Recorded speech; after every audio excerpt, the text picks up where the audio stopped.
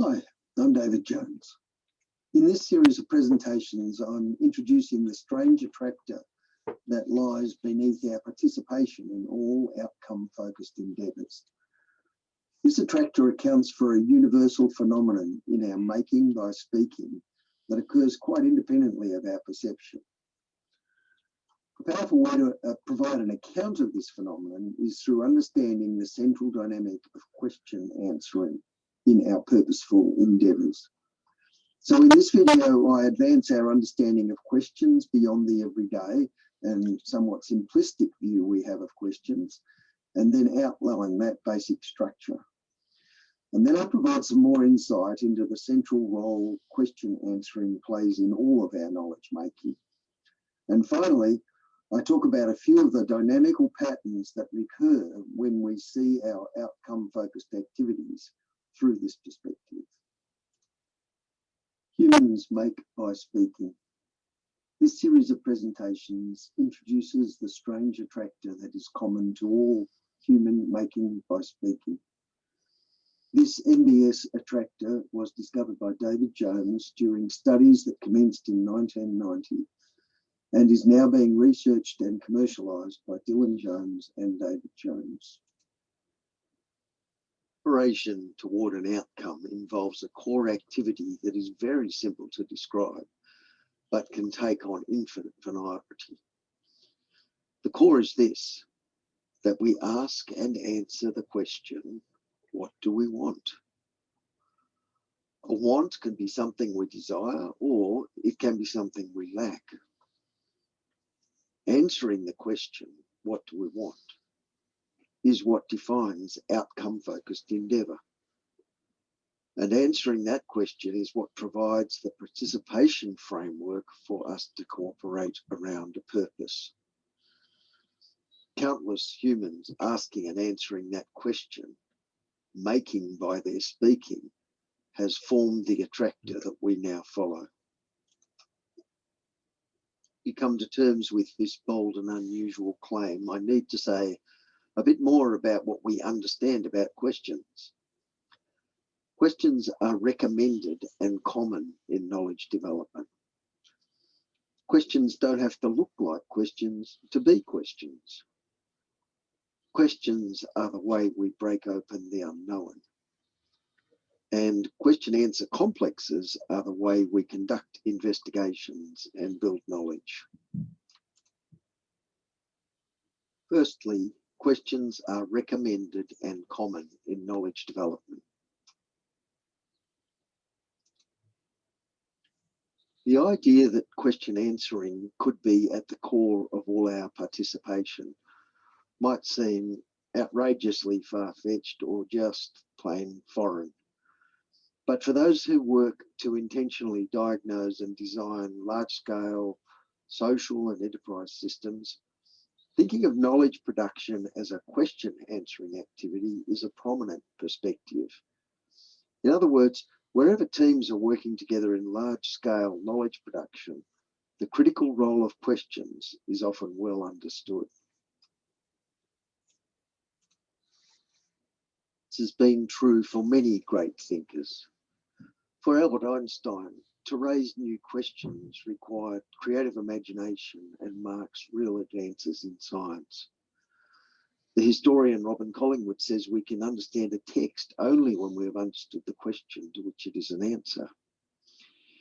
In The End of Education, Neil Postman says, questions are the principal intellectual instruments available to human beings. And Margaret Archer was speaking not to undergraduates, but to world-leading economists when she said, the framing of a research question is often the most important element of a research project. Questions allow us to break open the black box of seemingly pre-given situations and predetermined narratives, according to Lissac. And the question posits a preliminary way of seeing, say Snodgrass and Coyne. Secondly, it helps to know that questions don't have to look like questions to be questions. What is really important is to not get caught up on questions as we learn them in grammar. The importance of the quotes and the practitioners is that they are describing the central function of questions in cooperative action and in life. Research by Lani Watson, a philosopher at the University of Edinburgh, reveals a question does not have to have a determinate answer. It does not need to be in the interrogative. It does not need to have a question mark, and it does not even need to be expressed in words, because our everyday understanding of questions is highly permissive. That is, we identify many more things as questions than we might have at first imagined, and certainly more than formal philosophical treatment of questions would allow. Here's a record of someone ringing up a hardware shop to buy some paint. The conversation has been arranged into its adjacency pairs, the tool used for conversation analysis. It provides a simple example of Lani Watson's finding that a question doesn't need to be in the interrogative, and it does not even need to have a question mark. Thirdly, questions are the way we broke open the unknown.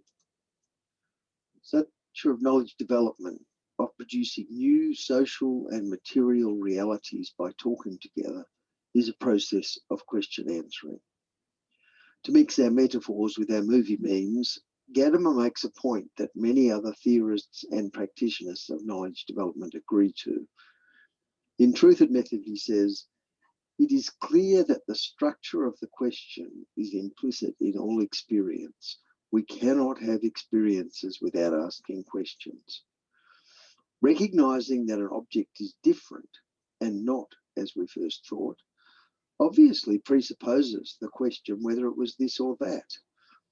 From a logical point of view, the openness essential to all experience is precisely the openness of either this or that.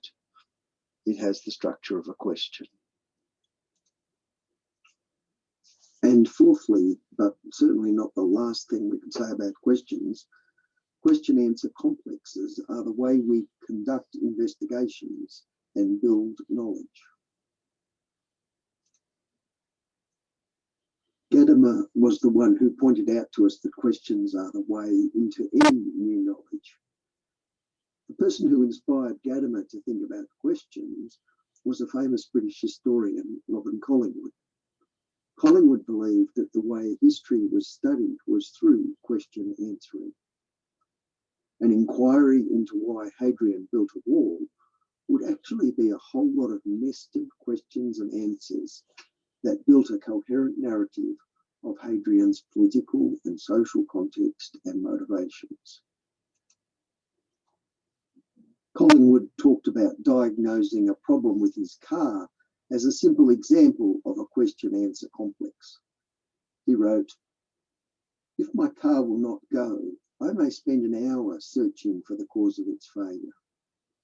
If during this hour I take out number 1 plug, lay it on the engine, turn the starting handle and watch for a spark, my observation number 1 plug is all right is an answer not to the question, why won't my car go, but to the question, is it because number 1 plug is not sparking that my car won't go?" So a single question is answered by answering questions nested within it. This simple example of investigating the spark plugs of an engine helps us grasp how questioning and answering complexes arise. Collingwood went on, "Any one of the various experiments I make during the hour will be the finding of an answer to some such detailed and particularized question. Consequently, when I say number 1 plug is all right, this observation does not record one more failure to answer the hour-long question, what is wrong with the car? It records a success in answering the 3-minute-long question, is the stoppage due to a failure in number 1 plug?" I have to say that I know from work experience that asking why a pacemaker implant has stopped working will involve a much more complex question answering complex. Back to Collingwood's simple example. He goes on, when I finally get to answer the question, why won't my car go? It's kind of a summary of all of these taken together. It's not a separate question asked at a separate time, nor is it a sustained question which I continue to ask for the whole hour together. The importance of this observation is to see that not only are questions basic to knowledge production, and not only do questions open our way into new knowledge, but that questions form question-answer complexes, recursive nests of questions and answers.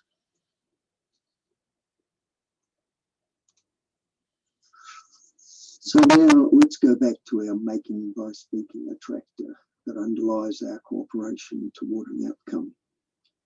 Answering a question sounds simple, but some of the questions we ask are very big, and answering them reveals the process that is set in motion by finding a question we want to answer.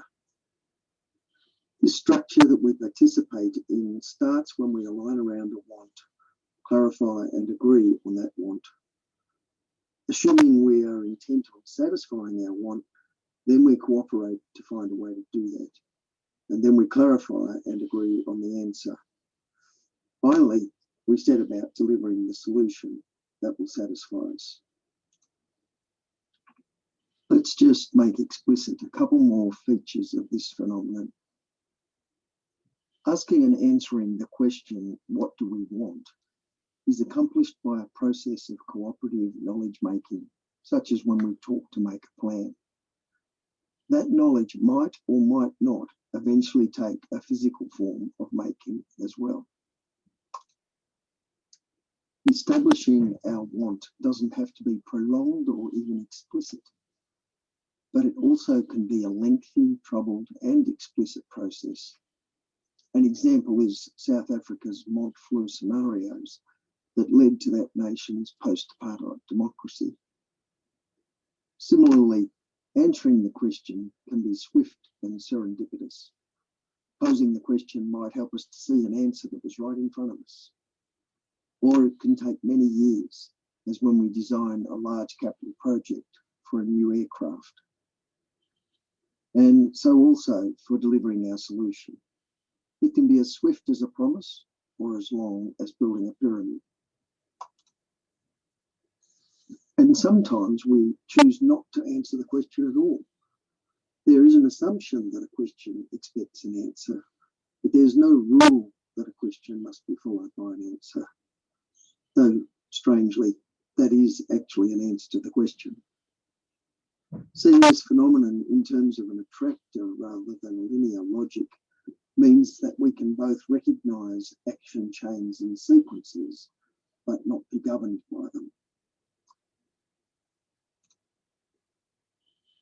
The question and answering complex described here is sufficient to provide the logic of a strange attractor, in the same way that the simple rules for bird flocking are sufficient to emulate flock behaviours. It starts with the premise that all new knowledge has the shape of a question. In the case of our outcome-focused cooperation, that question takes the form, what do we want? Posing the question and generating an answer entails 3 phases of action. These are the 3 phases of the strange attractor. After a question arises, what follows takes on an inexorable and, if it is to succeed, almost invariable logic. Firstly, the question arises. Secondly, we clarify the question. Thirdly, we put the question in dialogue with a process of answering until the answer arises. Fourthly, we clarify the answer. And finally, we enact the answer. It is that logic that takes the shape of a strange attractor and forms the ecosystems of knowledge development that recur fractally at every level of human inquiry. So, there are 3 phase spaces in this strange attractor. The first phase is pre-question. The second phase is post-question and pre-answer. The third phase is post-answer. The relationship of the strange attractor to the simple rules is that the major phase transitions take place at the point at which we are content with our elucidation of the question and at the point at which we are content with our elucidation of the answer.